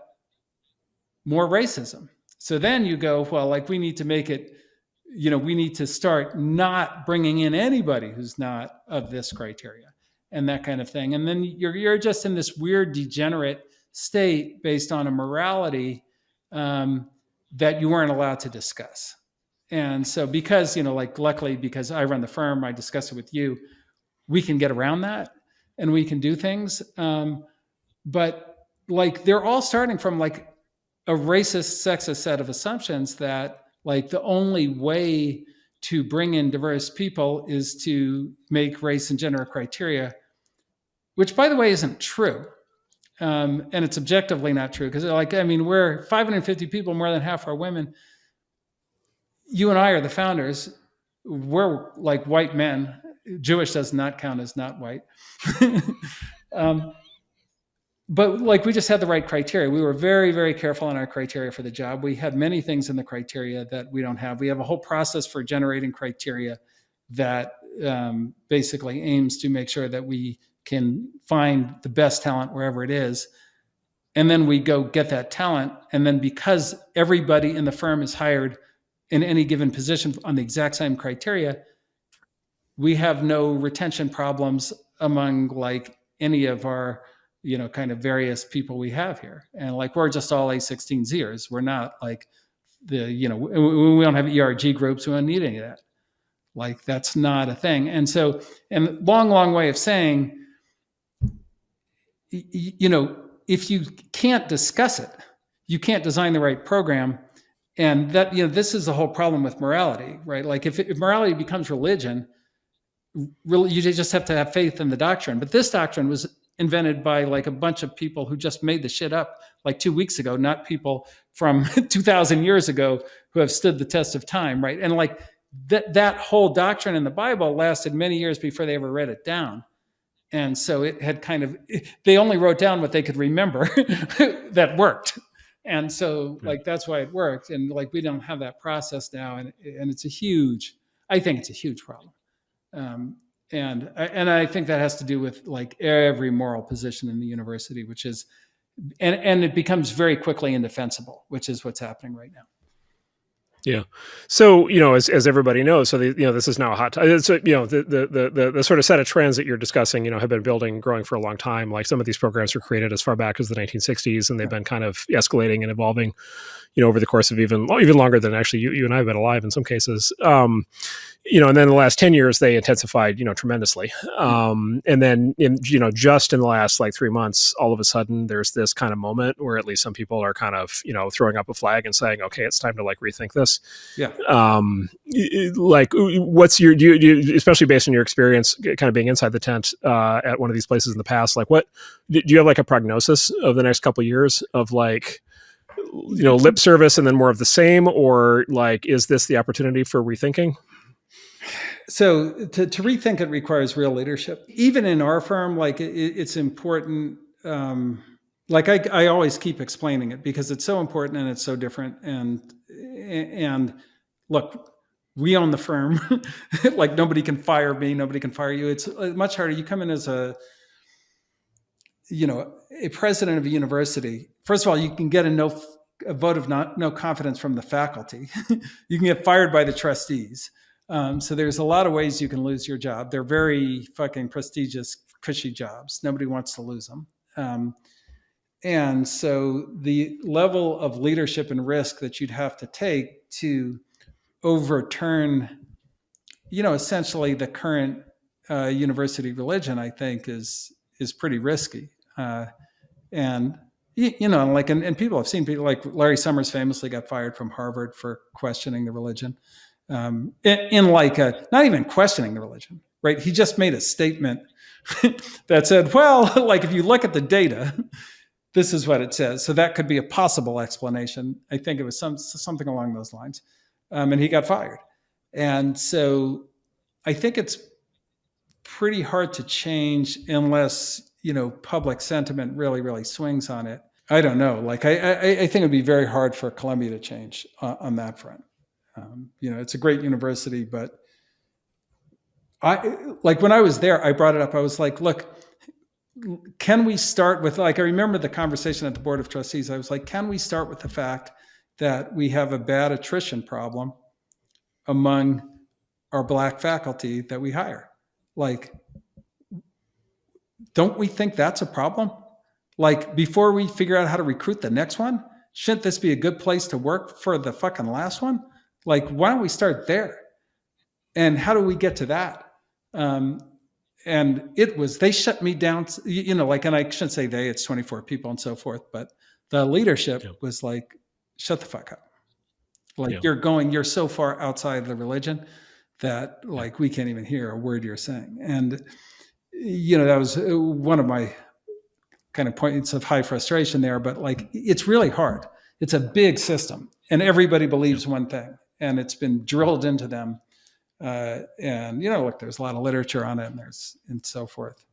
It's hard to be a systems thinker if you haven't designed large systems, if you haven't run large systems, and you haven't dealt with the consequences of them being wrong. And I think that, that's one of my biggest lessons in life is that if you're not a practitioner in that and not just designing and running a system, but dealing with the consequence of it going bad, then you're never going to face that fucking reality. Yeah, that makes sense. And then there's going to be just one final note would be, Harvard ruled against the use of race in admissions, but they did open the door to the use of so-called adversity. So the diversity programs are in some cases illegal now. The adversity programs are being created to replace them. Yeah, so the admission thing is a whole another world than the kind of hiring one. And one that I have to say I'm not as familiar with, but other than reading the Supreme Court cases and so forth, because the trustees weren't really involved in admissions. So I would just say university admissions are pretty weird. From my reading in it, like that's one of the things. I mean, the other one that's really interesting is, which I think is misconstrued or misunderstood, is this legacy thing. Because people think, well, if you're a legacy, you get it. It's not being a legacy, it's being a giant donor. And you're really a giant donor if, you're those tend to be legacies, but that's really what it is. They kind of obfuscate it. And the Yeah. universities do this by calling it like, oh, we have this many legacy. They're not legacies. They're like people who gave them $10 million. Yeah. And that's, I think that's the price, $10 million to get your kid into Harvard, or maybe it's 20 Yeah. million now. It's inflation. And it's a pretty big percentage of the students because it's not that big a class, right? 1,000 students, Right. and who are your giant donors, and 100% of the giant donors get their kids in. And so that's a real knock on the meritocracy itself. And then if you then add in the adversity program and so forth, like eventually the people who, objectively would qualify in, there's not many. Right? There's 8 slots for them, and everything else is like some kind of like weird thing. And that, back to your original point, or our original discussion, is like, well, what does that do to the credential? Like Yeah. the original Harvard students made a lot of money, and so you have this Right. huge donor base. Right. But then does that corrupt the ability for the next set to make money by destroying the credential? Yeah. And then, by the way, are you selling are you effectively, Yeah. have you ended up in a position where you're selling a bill of goods to the new students, promising them that they're going to be valued that way, and then it turns out employers are going to, figure this out, or are figuring it out in real time, right? And you already have that, problem Right. in many schools, right, where the degree's not worth the money. We have a student loan crisis and all this thing, and then you're going to really exacerbate it.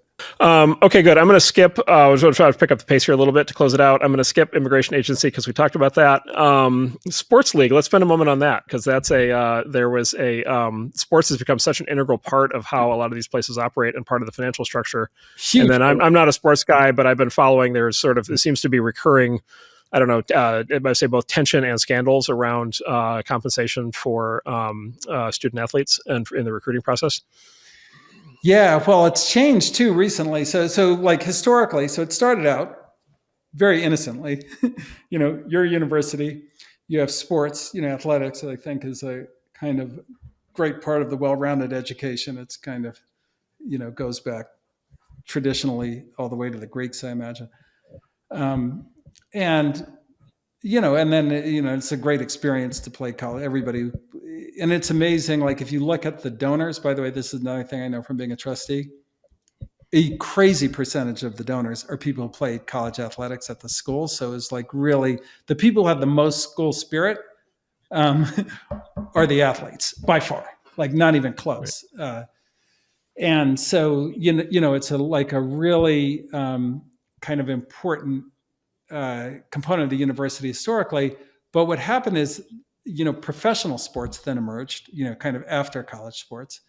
And then college sports became feeders to the professional sports. And then college sports basically became professional sports themselves. So, college football television ratings are much higher than NBA ratings for, any given game. So it's that big.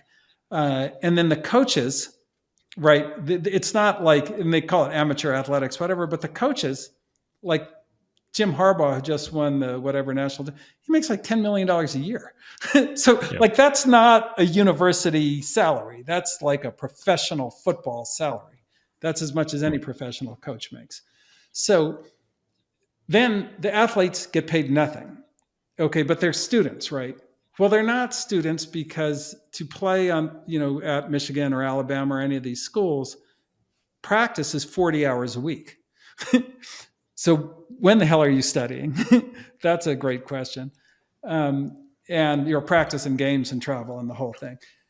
And so you've got this, obviously you're running out of the back door, and out of the backyard, you've got a professional, like a major professional sports league where you're using essentially slave labor. Like you're giving them free tuition, some of them, but like, and they're taking great like health risk and so forth. So like that just became a whole issue. And then in California, so a couple of things happened. They kind of made legal, I think first in California, now nationally, this name and likeness thing. So it used to be the colleges won't let you sell your name and likeness. Like they could sell it.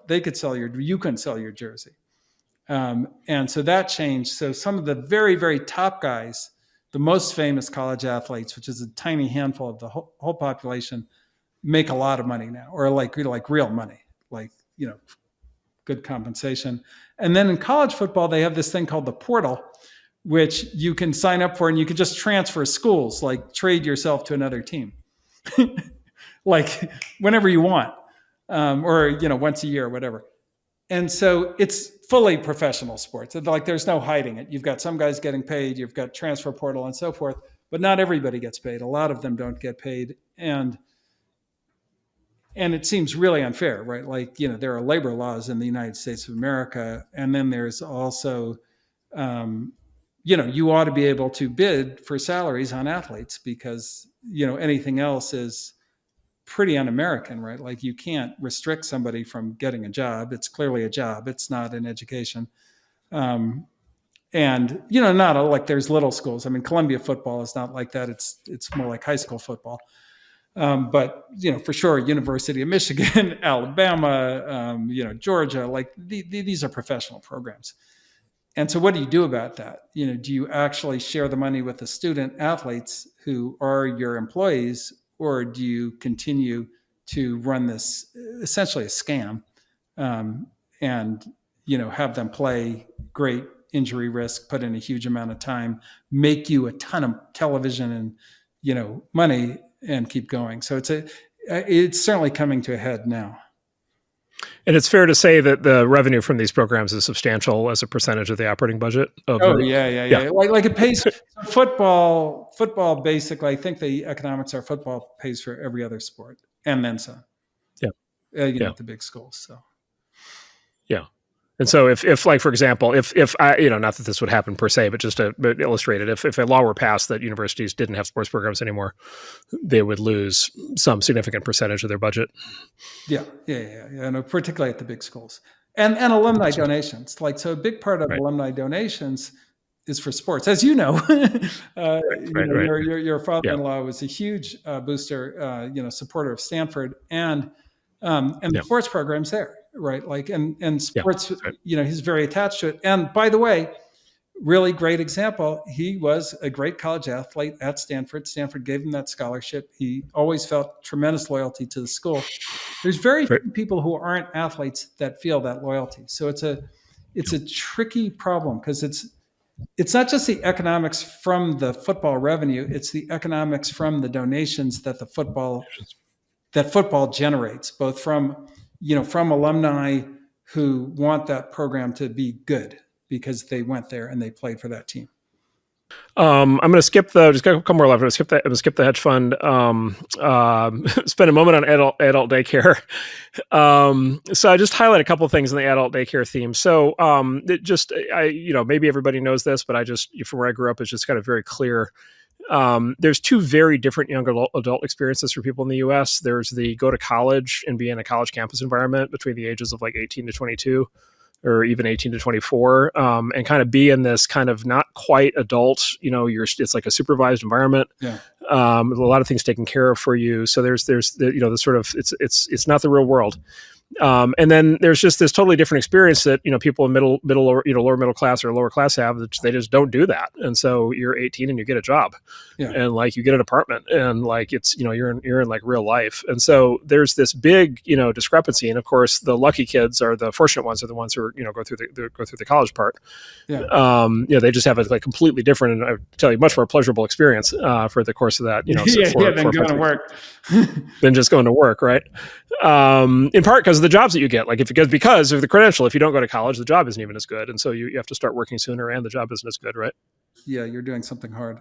Yeah, you're out in the heat. It's like it's real life. And then like a lot of people have observed, and we hear this. You mentioned we hear this from employers, but like a lot of people have observed that like there is something happening. There's an entitlement indulgence culture that has gotten very intense, that a lot of people are experiencing from graduates, and that's probably been the case for a long time. And we're probably, you and I are probably examples of it at one point in our lives. But like it seems like it's gotten much worse in the last decade. Jonathan Haidt, has written about this at length. Who's a professor, I think, at NYU, studies this issue, and he's a psychologist. And the way he describes it is he says basically the way that these environments are run now, he refers to it as reverse CBT, to sort of reverse cognitive behavioral therapy. And so what he says, yeah, I'll spend a moment on that. So what he says is cognitive behavioral therapy, CBT, is the one form of therapy that clinically replicates. So it's the one form of therapy that will reliably make people feel like basically function better psychologically. And it's essentially applied stoicism. It's basically taking responsibility for your own life. And so it's basically getting you out of the mindset of blaming other people for your problems and more into the mindset of taking charge of your own life and figuring out how to process through your issues and focus on outcomes.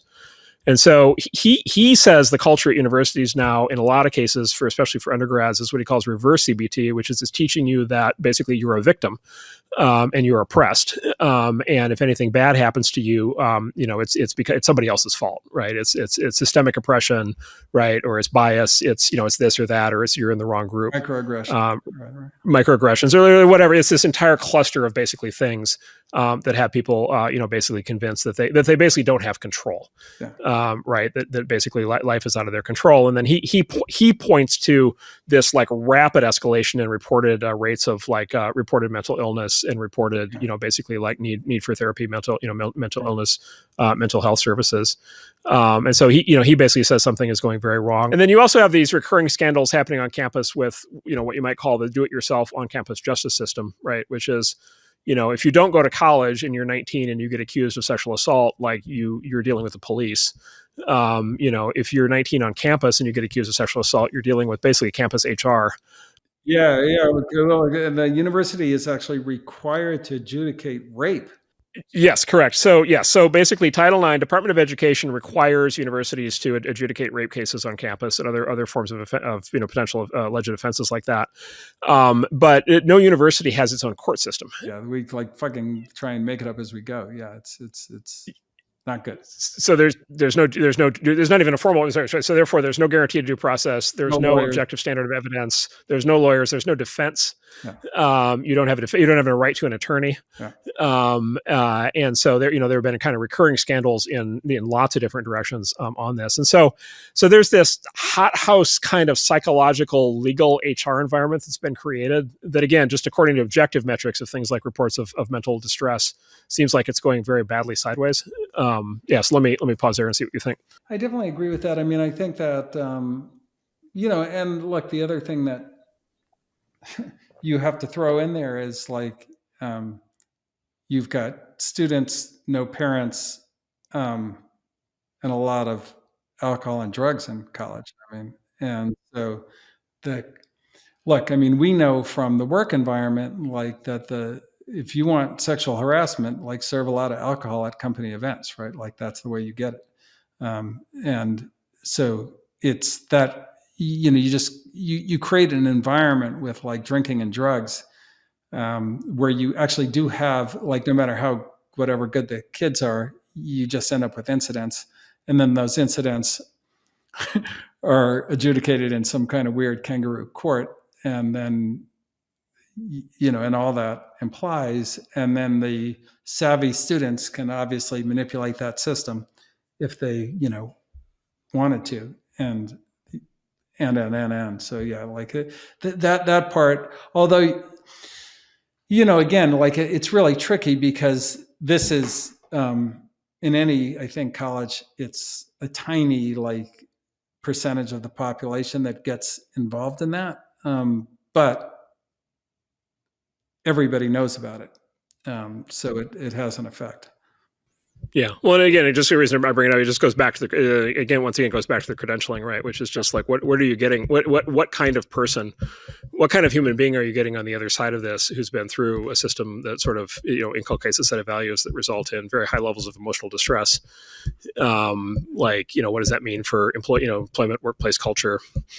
Are employers going to have to like screen more aggressively for behavioral characteristics if more and more of the graduating students have like experienced very high levels of emotional distress kind of going through this process? Yeah, I have heard about that more recently, in hiring college grads. I have to say that, the college graduates we've hired at the firm, I haven't seen that at all. I mean, like they're like the young people we have, I think like, wow, I'd never get a job here.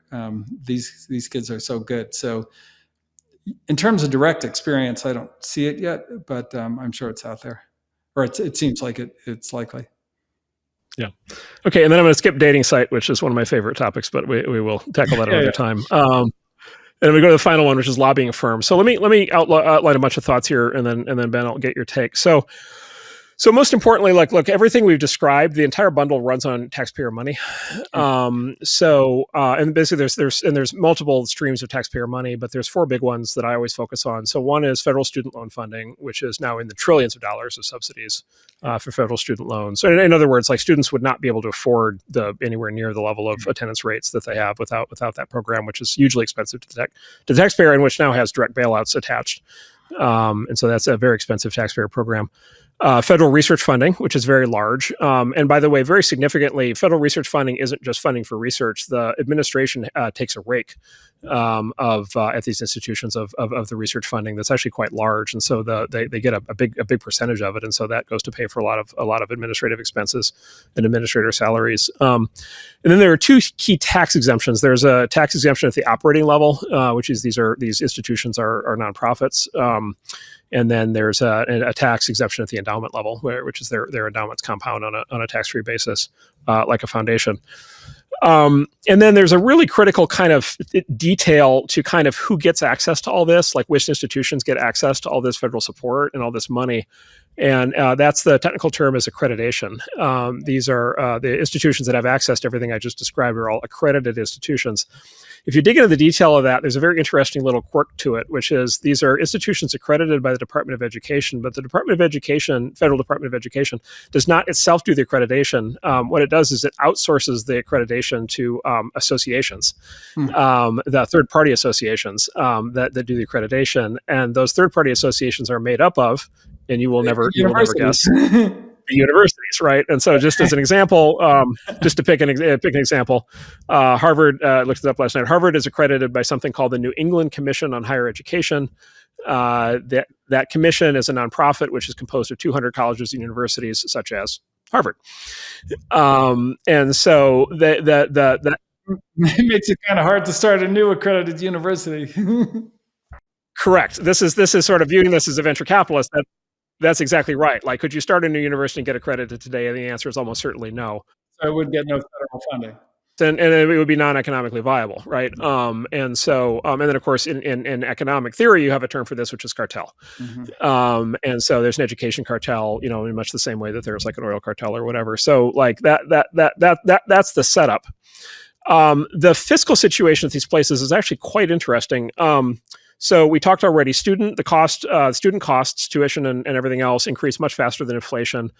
But these are nonprofits. And so they're not trying to drop money to the bottom line. So instead what they do is they also inflate their operating costs to go right along with the student costs. And so what they're doing basically is because they're able to escalate tuition rates so dramatically, they can escalate the entire cost base at the equivalent rate.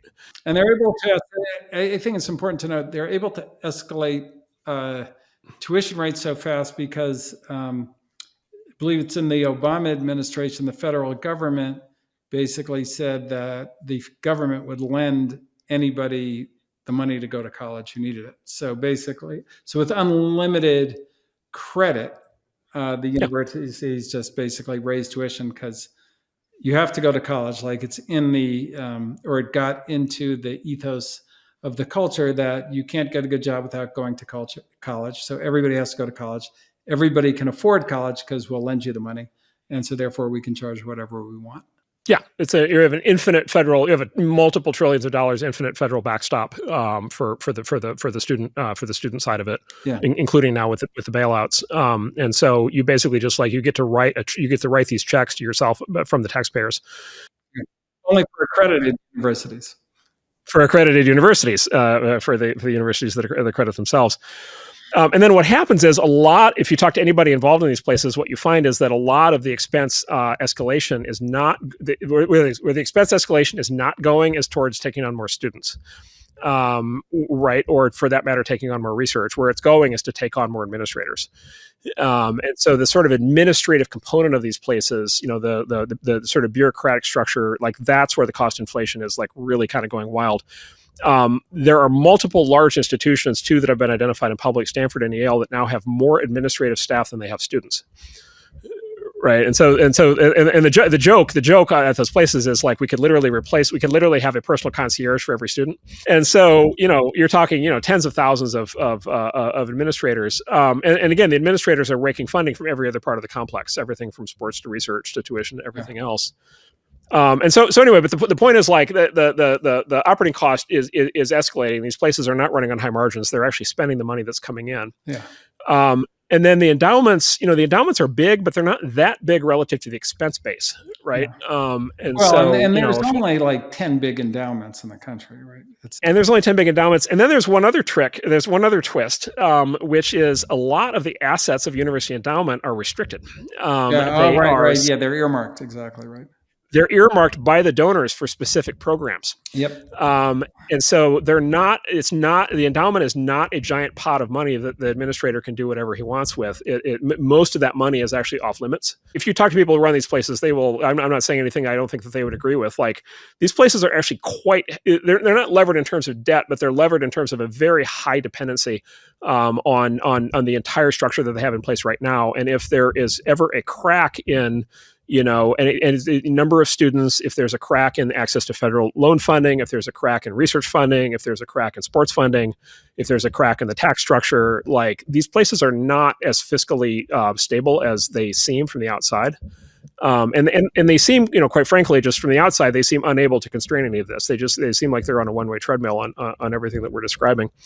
And then now on top of that, at least some institutions, you have these donor strikes, right? And so, you have this kind of open question as to whether the donor flows are going to happen. And then let me add one more thing, which is where I start to get worried for my friends who run these places. So Gallup does this. They do these surveys every year on trust in institutions among the American voting public.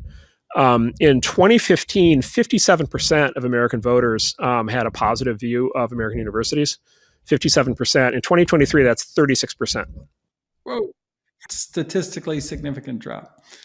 Yes. So that is a yes, for the math majors in the audience, that is a 21% drop in 8 years. And so if you're running a business, like you're at that point, you're freaking out, right? Like you're tearing your hair out and ending up with a haircut Ben and I have, because like that's just like, oh my God, what's happened? Wow.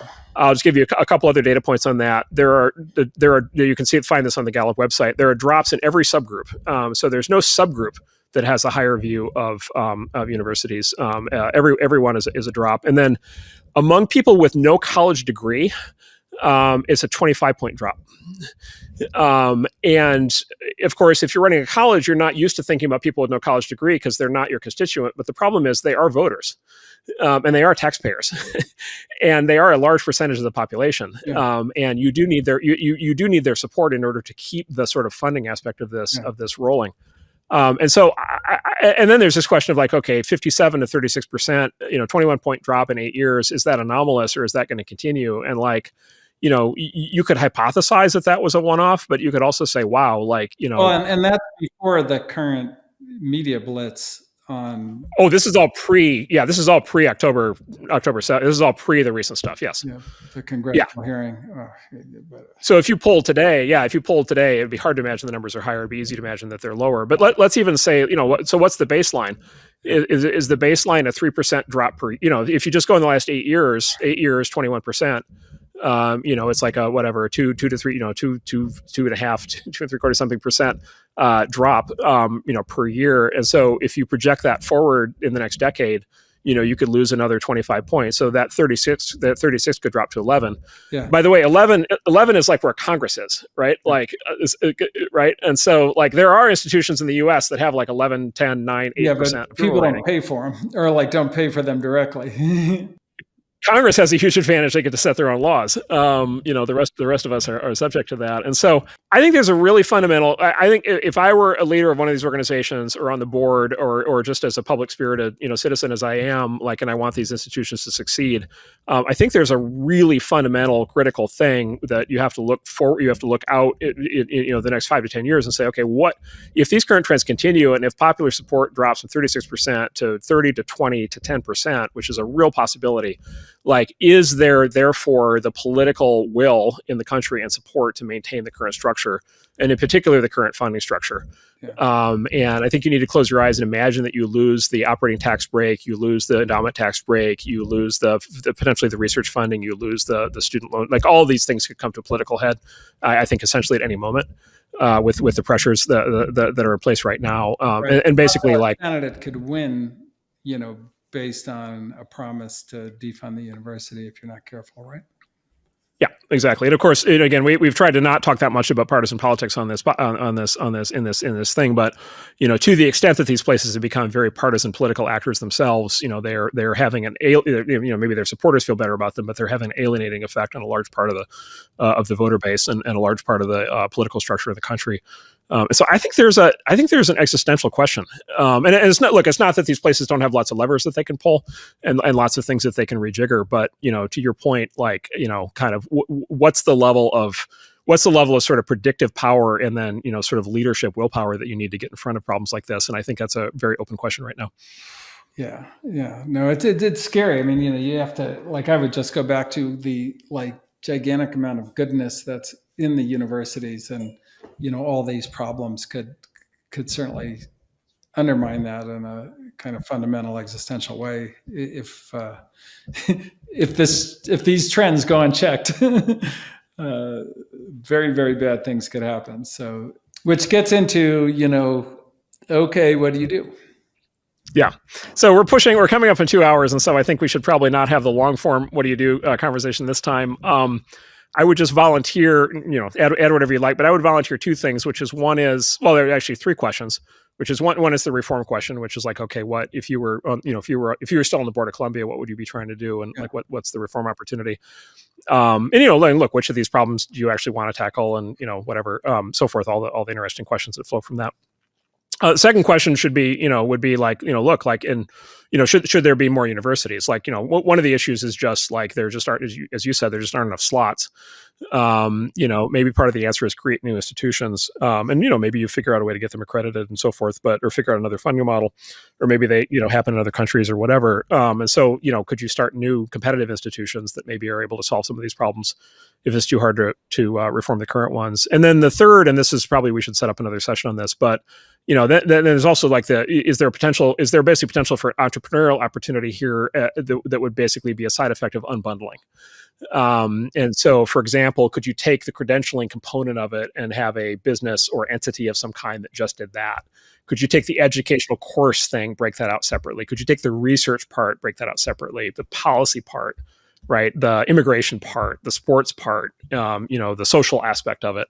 And there are, by the way, and there are founders and startups in a bunch of these sectors. Oh, yeah. We funded Overtime, which is doing that in the sports area. Yeah, exactly. And so, like, does it make sense to think about either more startup companies in these sort of unbundled categories? And by the way, maybe it's not all for-profit companies. Maybe also we just need, like, literally more nonprofits. Maybe you need actually sort of independent entities. Maybe maybe hypothetically there should be more independent research institutes or independent science institutes. You mentioned HHMI. Like, maybe funding should go to maybe there's a different way to do research funding. Maybe there should be a much bigger philanthropic component to research funding in place of the government's role.